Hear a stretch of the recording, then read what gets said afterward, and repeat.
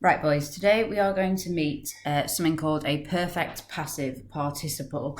You've met a participle before, we've met the present participle, so we'll recap that first and then we'll talk about the differences between those and these participles. Obviously, the first key difference is that the participles you know are in the present tense, so like walking, leaving, loving, they're all happening right now, whereas these participles, the clues in the name, are in the perfect tense, so they happen in the past.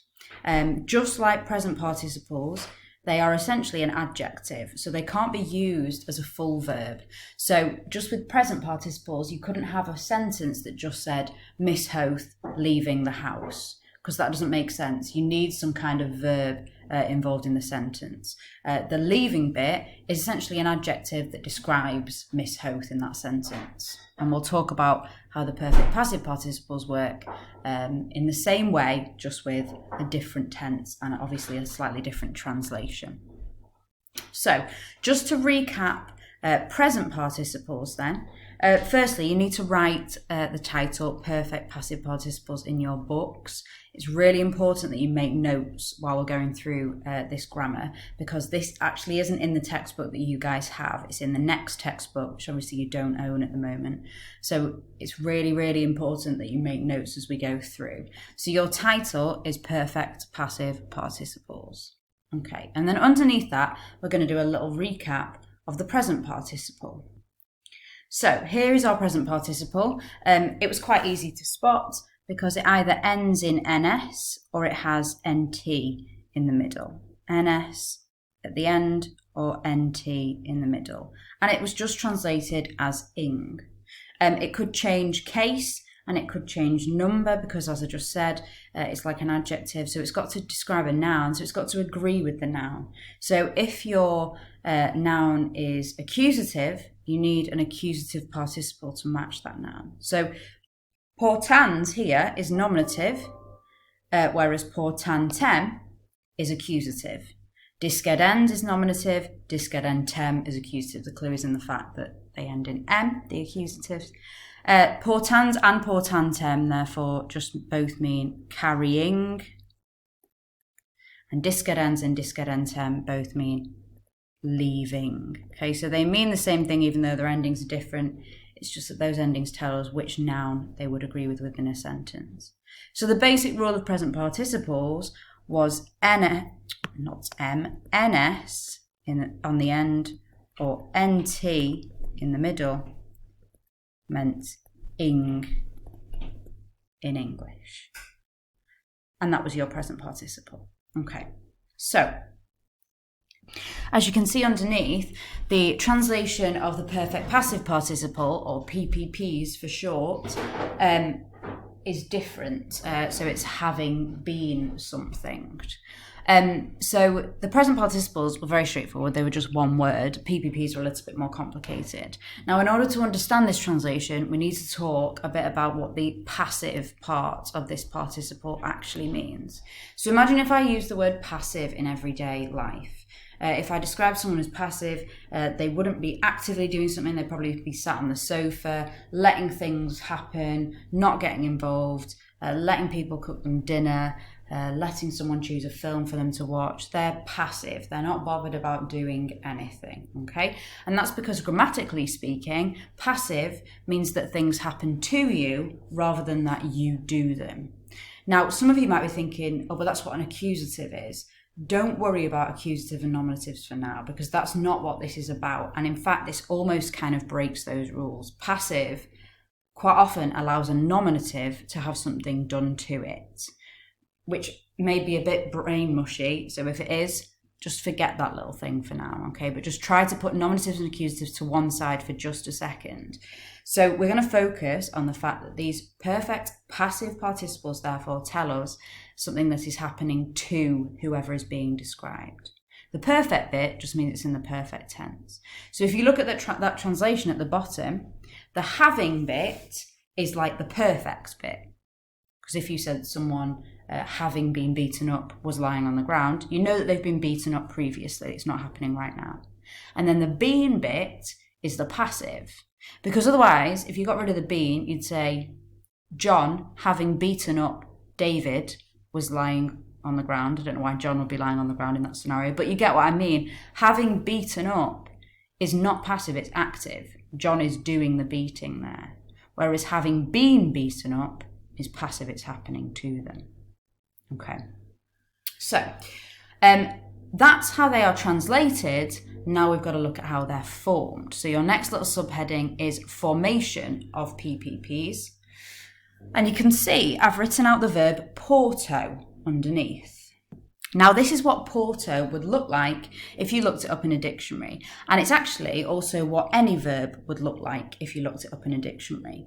These are the principal parts. Now we've already talked about the first three. We've got porto I carry, which is the present tense. We know that already. We've got portare to carry, which is the infinitive. We know that already as well. And we know this guy, portavi, which is the perfect tense. I carried.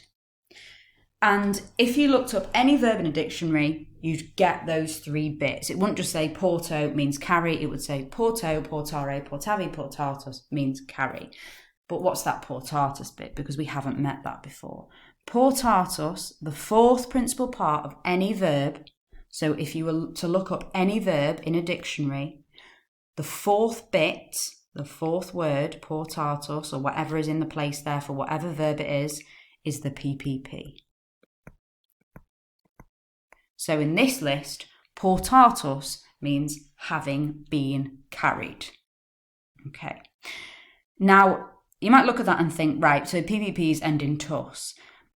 Yes, they do if they're nominative and masculine, but they're going to change their endings just like the present participles. And they're actually going to change their endings more because they will change their endings according to case, number, and gender. Whereas present participles, for whatever reason, because they follow the third declension, don't change their gender. So this essentially means that the formation of PPPs is find the principal part, the fourth principal part of the verb, and then it goes just like a first or second declension adjective. Portatus are So portatus for masculine, portata for feminine, and portatum for neuter. And it will also change according to its case. So if you imagine the noun servus, if you wanted to say of the slave, you'd say servi, you'd use a genitive which ends in I, okay? If you're saying of the slave having been carried, portatus will also become portati with an I on the end, okay? It follows the first and second declension. So it's probably a good idea for us to make a little note of that underneath where we've written portatus are So I will add one right now. Okay, so underneath where you've written portatus are write this note. The PPP changes to agree in case, number, and gender. So just like a normal adjective. It follows the first declension if feminine, so that means it goes like puella, and the second declension if masculine, so that means it goes like servus. Okay, so none of these endings are new to us, and if you find a participle and you're not sure what case, number, and gender it is, you can look up either servus or puella, check the ending there, and then you'll know. Okay, so let's have a look at some examples of these types of participles. So underneath that note that you've just made, I want you to write out these English PPPs, and I'm going to put them into Latin for you, and you can get a sense of what they look like in Latin. So the first one, having been warned, in Latin is going to be monitus. So from the verb moneo, I warn, having been warned is monitus. Having been taken is from capio, I take, and the PPP is captus. Having been dragged is from traho, and the PPP is tractus. It's where we get the word tractor from, because a tractor drags things along. Having been greeted from saluto is salutatus. And having been guarded from custodio is custoditus. So make sure you've written those 5 examples out. And you can see they all end in tus, but that us ending will change if the noun that it's describing changes its case, number and gender. If it were just a nominative masculine noun that it's agreeing with, then fine, us is totally normal, but it will quite often change within a sentence, as we'll see in some example sentences right now. So underneath all these notes, I want you to write out these two sentences in Latin: hostes victi discesserunt, and epistulam a senatore misam numquam accepi. So we're now going to talk about how to spot PPPs, and there is no kind of easy rule. So look at this first sentence. There's nothing there. It's not like present participles where you think, right, there's an NS or there's an NT or whatever, so I'm going to translate it as ing. There's nothing there that gives the game away. So let's just look at what the words mean firstly. So you've got hostes, which means the enemy. And you've got victi, which is from the verb vinco, which means I conquer. And you've got discesserunt, which is from the verb discedo, and it's the perfect tense, it means left.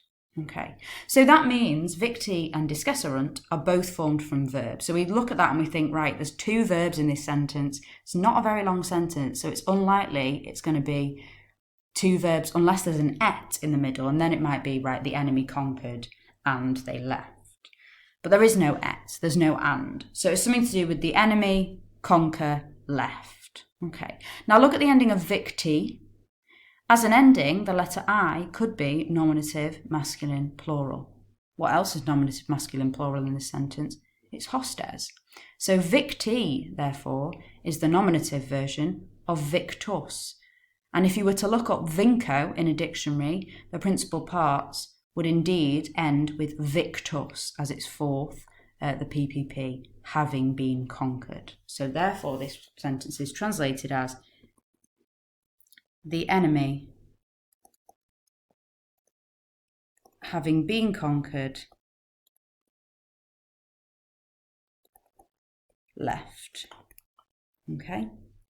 The second sentence, epistulam a senatore misam numquam accepi. So you've got epistulam, an accusative letter. You've got a, which means from or by. Senatore, which is the ablative of senator, which means senator. You've got misam, which is from mitto, I send. And then you've got numquam, which means never, and accepi, which means I accepted. Okay, so that means we've got misam, which is from a verb, and accepi, which is also a verb. And we look at misam, and the ending am matches perfectly with the ending epistulam. So they're both feminine accusative singular. So it's likely that actually instead of being a verb, that misam is a PPP describing epistulam. And it's a weird PPP because it doesn't end in a T. Well, its stem doesn't end in a T. It's not like you'd expect it maybe to be mittitus or something like that. But no, mitto's fourth principal part is irregular and it's missus, which means having been sent. Okay, so this whole sentence would mean I received, numquam, I never received the letter. And then it was misam that agreed with the letter, having been sent by the senator. Okay, now don't worry if this is all getting a bit complicated and it's mashing your brain and you're worried about, oh, I'm never going to spot these PPPs in a sentence. The next video will go through some examples with you and then you'll get a chance to have a go yourselves. And I'm also going to send you a list of common perfect passive participles. So you can just learn them almost as separate bits of vocab so that then when you spot them in sentences, they're easier to remember. Ah, that's one of those PPPs. I'm going to translate it as having been something. Okay.